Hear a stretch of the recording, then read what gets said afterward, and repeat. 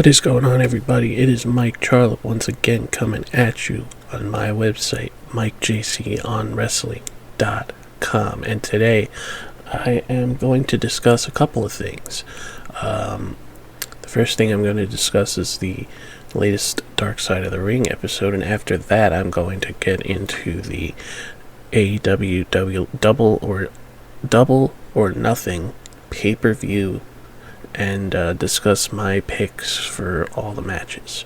So let's get right into the first thing, and like I said, it's the latest episode of Dark Side of the Ring, which, as everybody knows by now, was about the tragic loss of Owen Hart. And this is the first time that there's ever been anything like this about Owen's death and about the accident, and it was the first time that his wife was speaking publicly and his children were speaking publicly, and it was very, very heart-wrenching. It was very very emotional. You could tell that it was very hard for his kids especially to talk about him that way, and there's been a lot of talk coming out of it that WWE kind of looks like the bad guys here, and it's very unfortunate, obviously, what happened, and WWE might not have handled the situation the best way. The way that it came off was, and the most of the show was just talking about how Owen was such a great father and husband and, family man, and that he was not going to be a wrestler forever, that he, was probably going to stop at some point and leave the business behind forever. And obviously we'll never know, but they kind of talked about how it affected his children and how his children feel about the wrestling business is their feelings, and it's not like their mom's feelings projected onto them. They have strong feelings about it too, and for the longest time people were considering like his wife Martha as the bad guy in this situation, because wrestling fans were not being able to get the opportunity to honor Owen Hart. And I will admit that I was one of those people, but after watching this show and hearing their side and hearing what they went through, I can honestly say that I don't think we will ever see Owen Hart go into the Hall of Fame, and I'm completely okay with it. As I said earlier, we all know how good Owen was as a wrestler, but his family will never only think of him as a wrestler. They'll think of him as a father, as a husband, and we will never feel that way about it. Us as wrestling fans have the opportunity to move on from things like this and cheer for other wrestlers, and even if Owen was your favorite wrestler of all time, you still get to cheer for other wrestlers. They don't. They lost their husband, they lost their father, and his son Oj and daughter Athena are feel very strong about it. They don't want anything to do with the wrestling business. They don't want anything to do with the WWE especially. And it was sort of like, for the longest time, because nobody was talking about it, everybody was like, oh, well, his wife is never going to let it happen. His kids aren't going to let it happen either. And I think we, as a collective, as wrestling fans, have to accept that. We can remember Owen Hart for what he did in the ring and, you know, what he did as a character in wrestling, but they have to remember him on a whole different level that we will never understand. And I think that should be enough for us.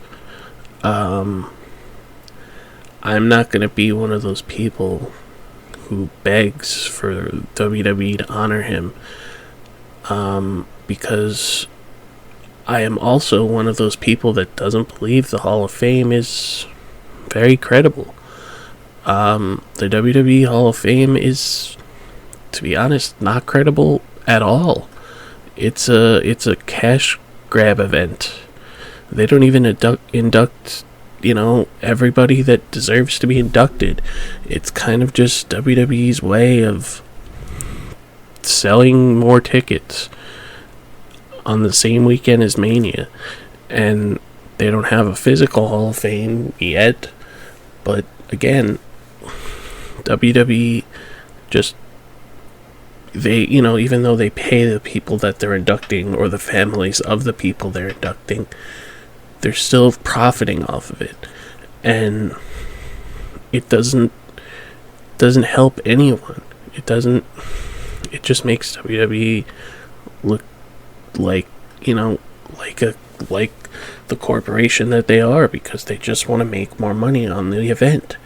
And I'm sorry that is the way it is. And I've said this a million times, I love wrestling, all types of wrestling, but when things like that are going on in wrestling, I'm not okay with it. The WWE Hall of Fame has been a sham, really, from the beginning, and we all know whose fault that is. So, yeah. If you were an Owen Hart fan and you enjoyed his work, enjoyed his matches, enjoyed everything that he did in his career, I believe that should be enough for you as an Owen Hart fan, because his family lost a whole lot more than we did. And that's pretty much all I have to say about that. Remember him, cherish him, watch the show, watch Dark Side of the Ring, because like I said, it's very emotional, it's very heart-wrenching, and seeing the perspective of his children for the first time and really like getting an in-depth look at all of that it's crazy. It really is, and I never thought that would happen. But, you know, even so, his family put out, like, Owen Hart t-shirts for the very first time in association with the Dark Side of the Ring. So you can honor Owen Hart that way. And you would be helping the family and the foundation that they put together in his name. And, again, that should be enough. So moving on from that, I'm going to talk about something else. Obviously, I said in the beginning, I'm going to run down this Double or Nothing card, AEW's second annual Double or Nothing pay-per-view. And I'm gonna say it, I'm not completely sold on the show. I am excited about it. There's some matches on it, obviously, that I think are going to be very good. I don't know. It doesn't feel the same, and it's not because of coronavirus, and it's not because of the pandemic. It's just, I don't know, the entire card, well, not the entire card, but for most of it, it just feels, it doesn't feel special. And I don't know why, and I could be the only one who feels that way. I don't know why I feel that way. Obviously, I am going to watch it, and I am excited about watching it. But it's really weird that this show doesn't feel right to me, and I don't know why. But I'm gonna run down all of the matches that are listed and give my thoughts and predictions. So, the first matchup is on the pre-show, the buy-in, as they call it, is for the number one contendership of the tag team championships. Private Party going up against the Best Friends, Chuck Taylor and Trent. This is going to be a pretty good match. I have no doubt in the talents of either of these tag teams. They have really shown up and put on some good matches recently. Private Party is the least experienced of the two teams, and they're working their way up. They're trying to get better and better, and I think that is why they won't win. The Best Friends have been a great act since the beginning. Them and Chuck and Orange Cassidy together has been a pretty solid group, and I think the Best Friends, they're number one in the tag team rankings right now, and they really have been performing at their best, and I think they will be the ones to get the championship opportunity. But I'm sure it's going to be a great match that probably should be on the main card if you think about it, because there's some other matches on the main card that, I don't know, just don't seem like they belong on the main card. But I'm sure, like I said, this will be a solid match, and I'm looking forward to that one, actually. I want to see what's going to happen there. So moving on to the next match, and this was a last minute match that was put together, and I really don't, this is one of those matches that I don't think belongs on the main card, but it was a last minute addition. It's Dustin Rhodes versus Shawn Spears. There's really nothing to this match. Dustin Rhodes has been out of action recently because of the angle with Lance Archer and Cody and everything, and Lance Archer destroying him in the tournament for the TNT Championship. And Shawn Spears on the last Dynamite before the pay-per-view did a news segment called SSN, Shawn Spears News, which was we've seen these segments before. Randy Orton did it in 2003-ish when he was injured. Similar, and it was fine for what it was. It wasn't great, but the whole thing was just Shawn Spears talking shit about Dustin and calling him old and saying he's retired, even though he never said he was retired, and challenging him to a match, even though he claimed he was retired. And that was the gist of it. So I think it's pretty obvious that Dustin's probably going to win.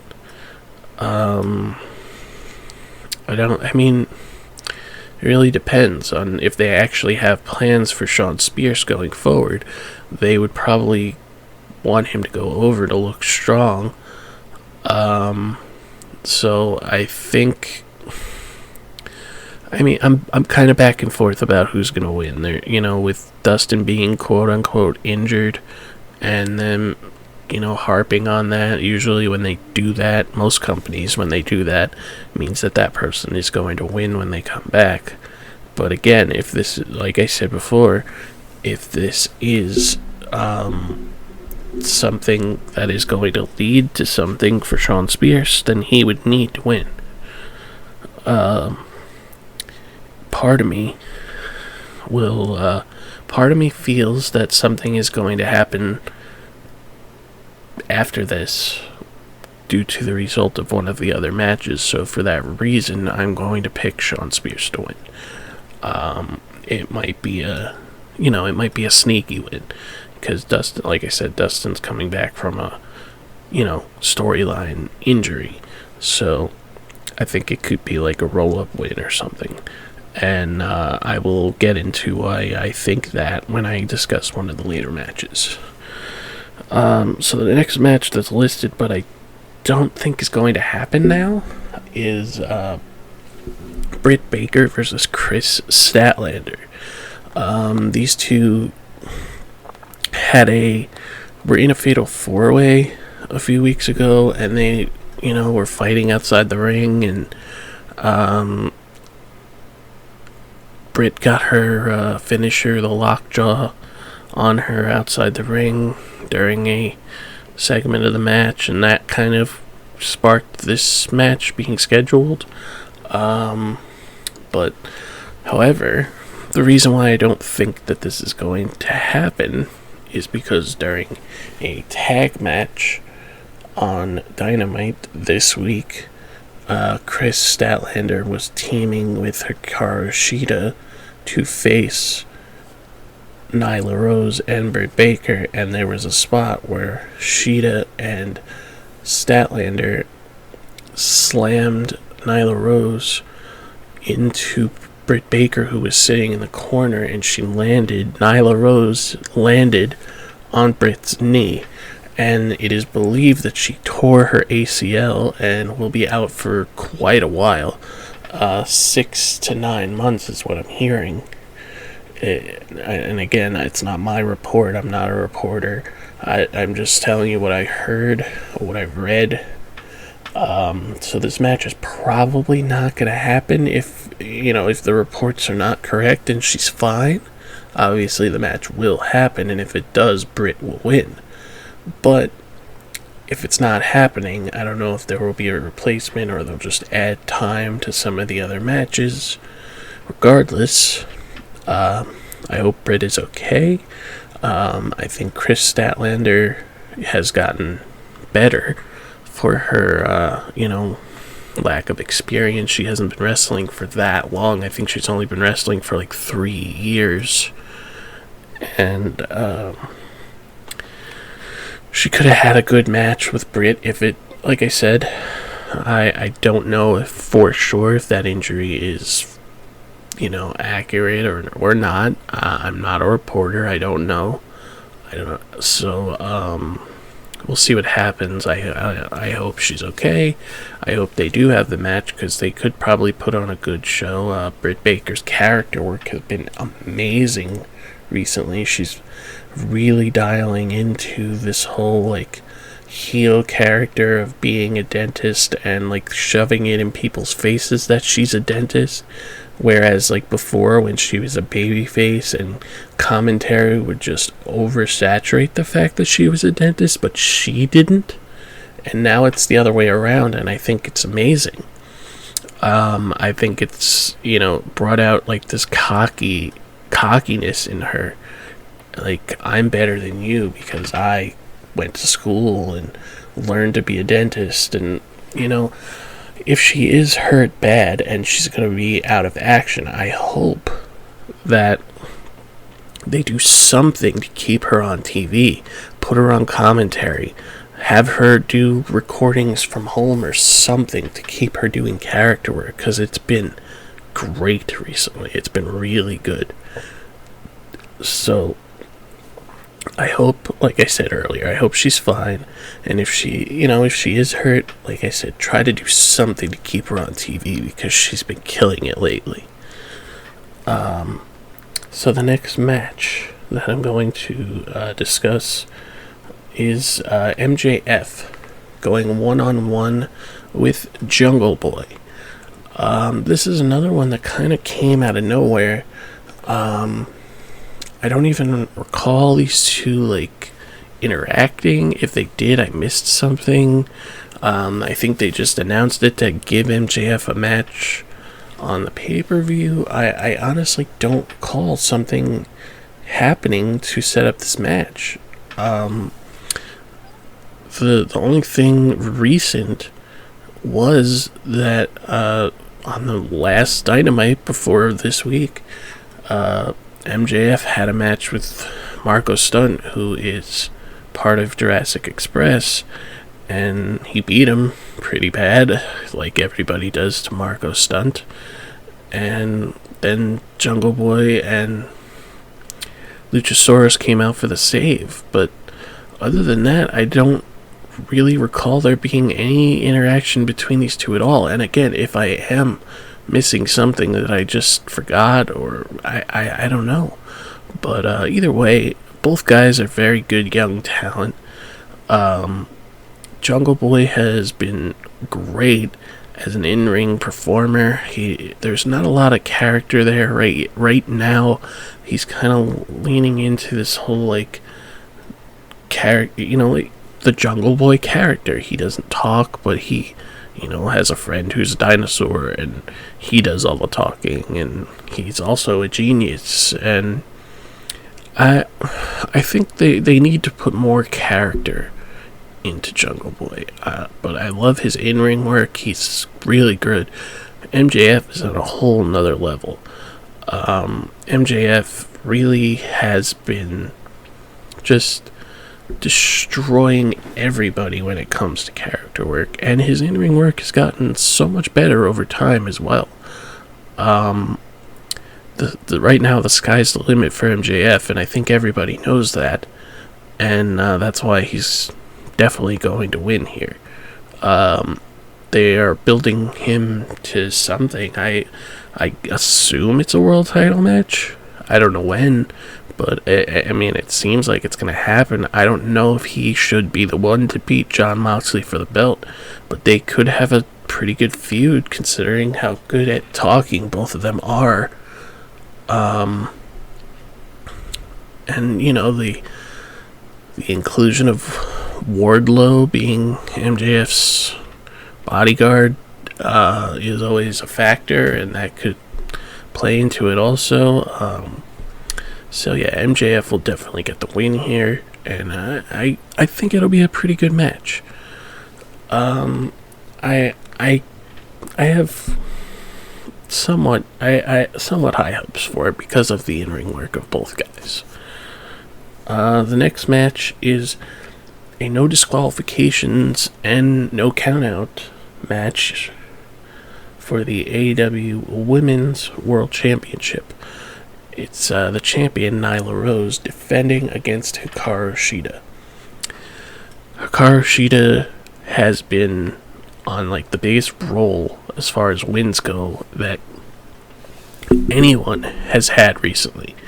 And one thing that I didn't understand was on the last Dynamite before the pay-per-view, they had, as I mentioned earlier, Shida teaming with Statlander to face Nyla and Britt, and Nyla pinned Hikaru Shida.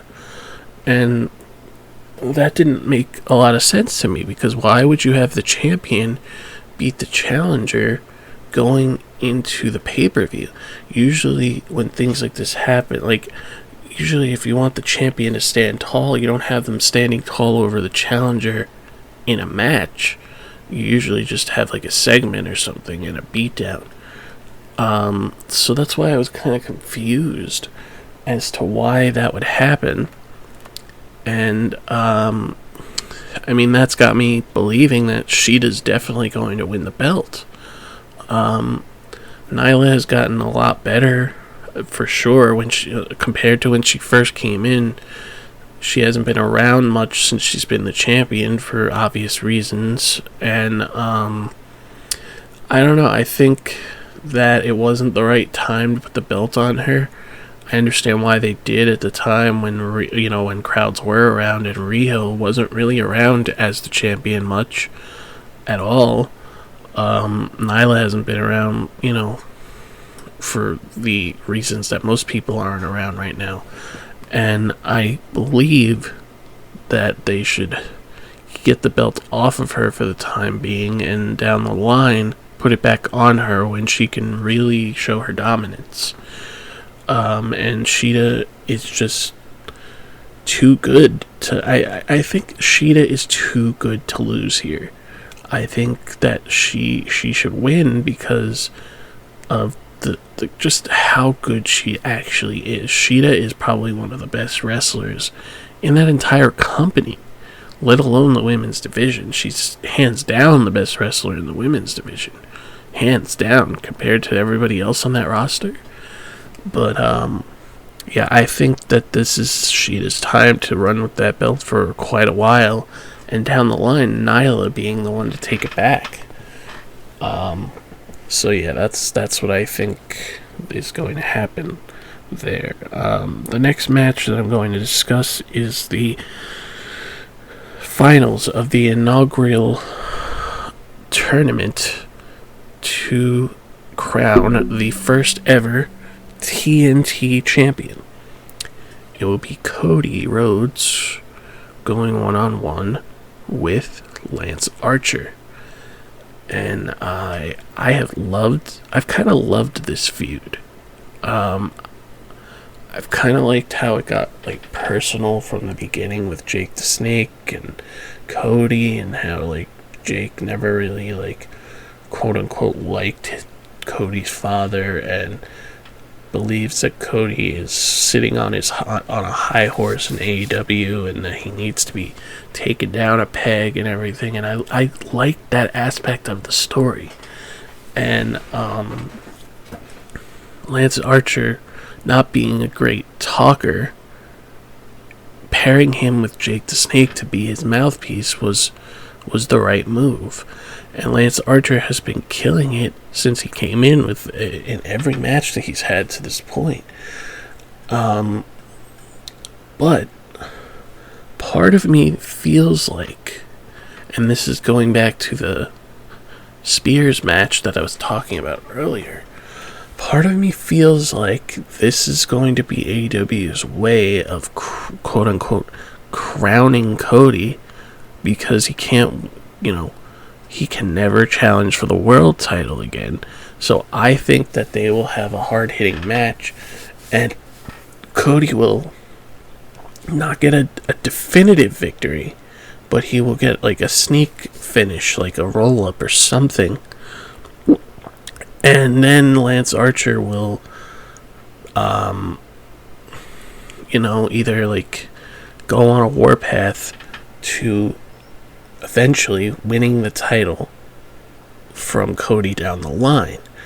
But, and again, I mentioned earlier, Shawn Spears winning would lead me to believe that if Shawn Spears does win against Dustin, that would mean that he's going to be the first person to get a shot at that title against Cody, to answer him beating Dustin. So I'm very up in the air about that, obviously, but I think that's the way it's going to go. I think Cody is going to win, but not in a definitive fashion.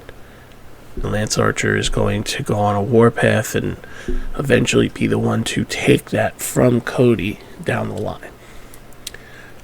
Because Cody has been losing a lot, and I am not okay with that. I mean, at first I thought it was, I understood what was going on, like all of the executive vice presidents, Kenny, Young Bucks, Cody, didn't want to be like that company that like, oh, we're in charge, so we're going to win everything. I get that, but they are too good to lose all the time. So I feel like they have to win some, and this is the right way to do it. Down the line, like I said, Lance Archer will be the one to beat Cody for that belt, but this isn't going to be like a definitive like crossroads and then finish or figure four tap out for Cody. It's going to be like a sneak win, and I think it'll be a good match. I mean, I hope it'll be a good match. I don't know how their chemistry is gonna. I don't think they've ever faced each other ever. So, I hope it's a good match. And let me just address the Mike Tyson thing. They announced that Mike Tyson will be awarding the belt to the winner, but they also mentioned on Dynamite, the last Dynamite before the pay-per-view, that Tyson will be lurking in the arena and that there's no controlling him. And this is one of the problems that I kind of have going into this pay-per-view. Now, I get it. Having Mike Tyson there is a big deal because it'll put eyes on the show. I understand that. I get that. But this has been done before. And it kind of just looks desperate to me. And it doesn't feel necessary to me either. Because if Mike Tyson's going to award the belt to the winner or whatever, I don't want to see him, knock out Lance Archer, for instance, because I feel like that hurts Lance Archer a lot.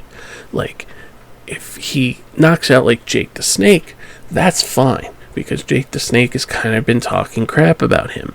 So that is understandable, and that would make sense, because I don't want Mike Tyson getting involved physically, obviously, I really don't. But if that's what they're doing, if he is going to do that, then Jake should be the one that he, quote-unquote, knocks out. And that would be fine. But he definitely should not knock out a talent on the roster that is a wrestler. Because all that does is hurt that wrestler. And that's something I don't want. So, we'll see what happens with that. Moving on to the next match that I'm going to discuss here is the Casino Ladder match for a future World Championship match. Now, I don't know if this match was in the plans from the beginning or if this was just their way of not doing a battle royal. Either way, I think it's a cool concept. It's kind of like their Money in the Bank, but it's not. It's, not everybody is starting the match immediately. They're still kind of doing it in a battle royal sense, but it's a ladder match. 2 people are starting the match, and then over time, people are going to enter, and they acknowledge that the match could end before every entrant enters the match. Which, the fact that they acknowledged it means it's not going to happen. But just the idea of that is interesting to me. That's why I think this is a fresh idea on the ladder match, and a fresh idea on, I guess, their version of Money in the Bank, if you really think about it. And I like everybody that's in the match, except for not knowing who that final entrant is. So we have Darby Allin, Colt Cabana, Orange Cassidy, Rey Fenix, Scorpio Sky, Kip Sabian, Frankie Kazarian, and Luchasaurus. And the final entrant is to be announced. So that is very telling to me, because I feel like that's probably going to be a debut. But it's very hard to say who that could be.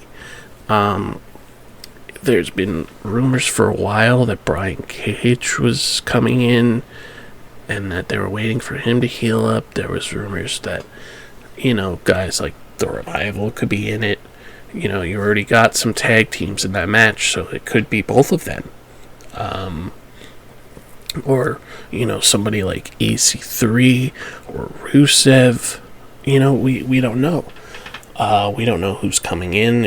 We don't even know if it'll just be somebody on the roster that we haven't seen in a while. For me, the logical choice here, I think, would be Brian Cage. If he is there and signed and everything. If Rusev is coming in, it could be him. because I just don't feel like they would make a big deal about it being a surprise if it's somebody we've seen before in AEW. And part of me thinks that whoever that is going to win. Because looking at the people in it, it's not going to be Scorpio Sky or Frankie Kazarian because they're in a tag team. Kip Sabian probably going to be a mainstay in the TV title situation, which is fine. That's a good role for him. Rey Fenix, he could win. I could actually see him winning, but again, same thing, in a tag team, in a group. Colt Cabana, definitely not going to win. Darby Allin, he could win. We've seen him have good matches with main eventers. We've seen him have great matches with Moxley and Cody, and so he is a possibility. Orange Cassidy, I don't know if he is ready for that. I mean, he's over, and everybody likes him. His act is amazing. I love his act, but I don't know if they want to put him in a world title match right now. So that's why I kind of feel like out of everybody, Luchasaurus, I don't know. I don't know if he's there yet. He's kind of in the Kane role in this match, being the big guy in the match to catch people and do big spots and stuff like that, but I don't know if he's there yet. He will. I do believe he will be a world champion down the line, but I don't know if it's now or even putting him in a match right now. So that's why I'm kind of leaning towards Darby or whoever the mystery person is. So that's what I'm going to say. It's either going to be Darby or the mystery person. Because I just don't see anybody else that's announced in the match winning it. But I like I said, I'm very intrigued by the idea. I'm very intrigued by the, treating it like a battle royal, but it's still a ladder match concept, and I think it's going to be a great match. I mean, just looking at the talent that's in there, all of those guys can have a good match. I just don't know if any of them are going to win a world title opportunity. So we'll see. Like I said, I don't know. We don't know who the mystery person is, but I'm picking the mystery person or Darby Allin. The next match is a Stadium Stampede match. Now, from what I understand, this match is going to take place inside the Jaguars Stadium, and I think there will be a ring there, but it's going to be like false count anywhere, anything goes, and it's going to be all the members of the Elite, without Cody, Adam Page, Kenny Omega, and the Young Bucks, teaming with Matt Hardy to take on the Inner Circle, all of the Inner Circle. Chris Jericho, Jake Hager, Sammy Guevara, Santana, and Ortiz. This is going to be very interesting because we haven't seen the Young Bucks or Hangman Page in quite a while. And we kind of don't know what the deal is there. For a long time, Hangman Page was kind of on the outs with the Elite and not getting along with the Young Bucks, and not really getting along with Matt Jackson. And part of me feels like that's still the case. I mean, we saw them have a brawl in the last Dynamite, and then Hangman Page walked away. He did not celebrate with them during the brawl. So I feel like that's still going to be playing a factor in the match, even though they do have to act as a unit to win here. I think that we are going to, and everybody's kind of saying the same thing, but I think we're finally going to start seeing real cracks in the Elite here. I think the Inner Circle is definitely going to win, and I think that this is going to result in either Hangman Page turning or Kenny and the Young Bucks turning. Because for a long time it's been like Kenny and Hangman are still the tag champs, but for a while it was uncertain if they were really on the same page. Like, after they had that amazing match with the Young Bucks, it looked like Hangman was going to attack Kenny, and then he didn't. And for a while, Hangman has been having problems within the group, not wanting to be associated with the group, arguing with the group. And that's why, for me, it felt like eventually they were going to turn on him, and I think that's still the case. I think that down the line, when they have another tag title match, that Kenny is going to be the one to turn on Hangman, and not the other way around. And I think that would be interesting. That would be different, because everybody kind of expects Hangman to be the one to turn. And I don't think that that's the way to go. Even though, like, again, we're still no crowds or whatever, Hangman is over. Before we lost crowds, he was more over than anybody in that group at the moment. And, I think that once crowds come back, that's going to continue. And I think that it would be the right move to not to have Hangman be the one to do the turn. I think they should turn on him and finally be tired of him, finally be done with him, and finally be the one, like, it's bound to happen eventually. The Elite are going to be heels at some point. All of them, including Cody. At some point, that's going to happen. At some point, they are going to be the quote-unquote tyrants of the company because they run it. And we all know that they do. But eventually, that is going to happen. So I don't know if that's the road to go down yet. But either way, I still think the Inner Circle is going to win here, and I'm very intrigued about where, like, this whole thing with the Elite is going to go after. But it's going to be a hell of a match. It's going to be a crazy match, and I am excited about it. But yeah, the Inner Circle is definitely going to win this.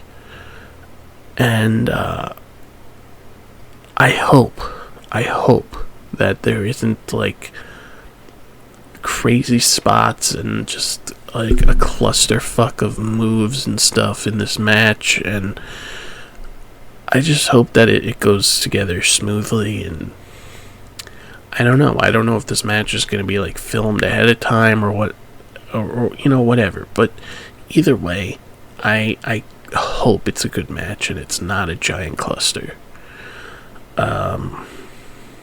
So yeah, moving on to that, we'll get into the main event, which is Jon Moxley defending the AEW Championship against Brody Lee, the Exalted One, Brody Lee, leader of the Dark Order. Now, this feud for me has not been great, because it kind of just happened out of nowhere. Moxley was just randomly attacked by Brody Lee for no reason, and that's been, and then Brody took the title, stole the title, and Moxley has been unable to get it back for like 2 weeks. And I liked the whole like ordeal where they had Moxley go one-on-one with the Exalted Ones. I guess call him the right-hand man. His name is 10. And they did the whole thing where he threatened to break the guy's arm if he didn't come out and bring him the belt, and he did it. And I thought that was intriguing. That was interesting. But like the whole, I always believed in Brody Lee as a talent, and I still do. But this kind of seems like the wrong time for him to be challenging for the world title. He came in and didn't really have any memorable things happen yet. He hasn't had a good showing in a match yet. He hasn't had a real feud yet, to be honest. And it's just odd to me that he's going right into a title shot. I don't have any worry about the match, because obviously we've seen these two wrestle before in WWE. And they've had great matches with each other in the past. I just don't know if this is the right time for him to be challenging for the title. And, I mean, a lot of people have said this also. I don't agree with his finisher being a discus clothesline. He is so much better than a discus clothesline as his finisher. And it's just not believable that would beat somebody like Moxley. Moxley he's been on a crazy roll since winning the belt. And I don't see him losing it at all. I'm certain it'll be a good match. At least I hope so. But yeah, he's not losing the belt here. It's just the wrong time. I just think it's the wrong time for Brody Lee to be getting a shot at it. But I guess they had nothing else at the moment. They've kind of had to scramble some things around. Obviously, I'm sure that not everything on this card was planned the way that it happened. But unfortunately, with the circumstances going on in the world, things have to change, things have to be moved around, and it is what it is. But either way, Moxley is definitely retaining here. And I said earlier, I don't feel right about some of these matches, and I don't know why. I'm sure it's going to be a good show. AEW always puts on a good show. I don't know. I'm unsure, I guess. I don't know why, but I'm sure it'll be a good show. I just don't know why I'm so iffy about it. Either way, that's going to do it for me, guys. Thank you for listening if you listened all the way through, and thank you for supporting me if you've been supporting me from the beginning. I'm trying to do more things and reach more people and reach more fans and make more fans and just get more eyes and ears on my things, and hope that people will just enjoy what I have to say and enjoy what I have to talk about, which is wrestling, the thing that I love talking about. And everybody needs something to do in this unfortunate time, and hopefully down the line I'll be able to do more of these, more writings, introduce more projects that I hope to do down the line, which I am excited to do, and introduce to everybody, and just enjoy talking about the thing that I love talking about, which is wrestling. And so that's going to do it for me, guys. You could follow me on Twitter at MikeJC821. Continue to go to my website, MikeJCOnWrestling.com, for more things like this and more writings and just more opinions on wrestling. So thanks again, guys, and I'm out.